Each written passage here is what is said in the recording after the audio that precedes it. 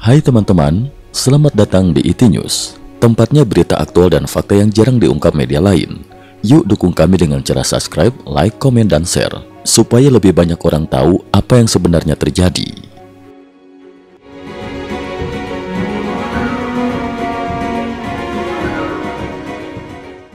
Salam pemirsa. Hubungan Amerika Serikat dan Suriah memasuki fase baru yang belum pernah terjadi dalam 8 dekade terakhir. Pada Senin 10 November 2025, Presiden AS Donald Trump menyambut Presiden Suriah, Sarah, dalam kunjungan resmi ke Gedung Putih. Ini merupakan kunjungan pertama seorang kepala negara Suriah ke Amerika Serikat sejak 1945. Momen yang secara simbolis menandai perubahan drastis dalam dinamika Washington-Damaskus. Protokol tak lazim dan pertemuan tertutup.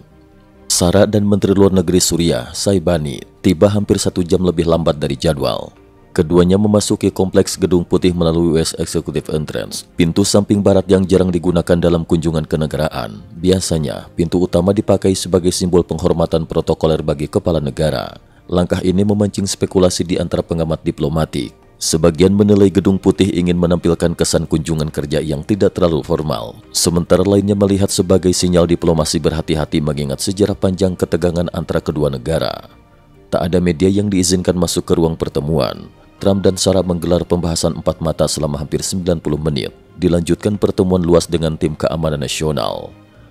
Dalam konferensi pers setelah pertemuan, Trump menyebut Sarah sebagai pemimpin yang pragmatis dan memuji upayanya menstabilkan Suriah sejak jatuhnya rezim Bashar al-Assad pada Desember 2024.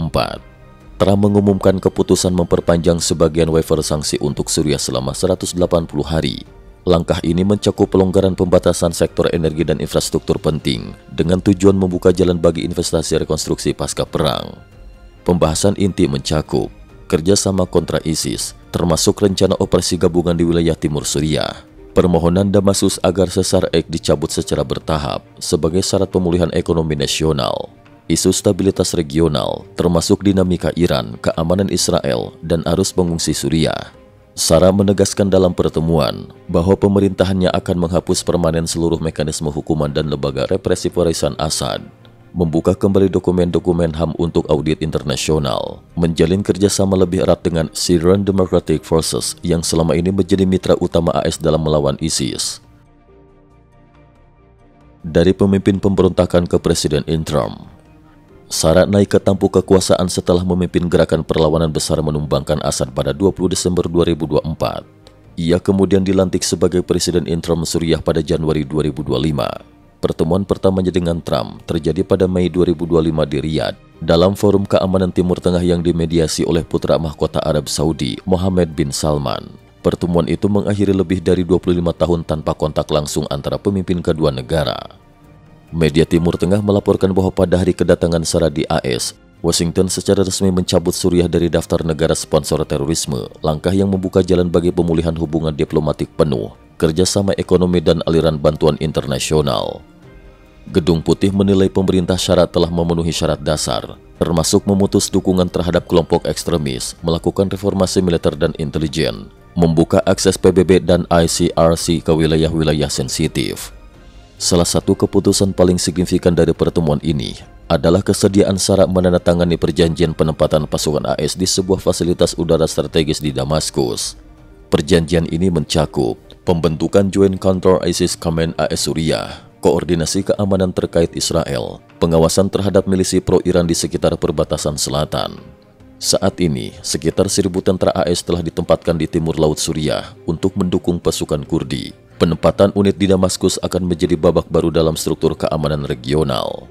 Suriah membutuhkan dana rekonstruksi mencapai 260 miliar dolar AS. Washington melihat peluang geopolitik dan strategis, terutama dalam pembangunan jaringan energi baru, pengemanan pipa minyak dan gas ke Mediterania, proyek infrastruktur transportasi, program stabilisasi kawasan perbatasan.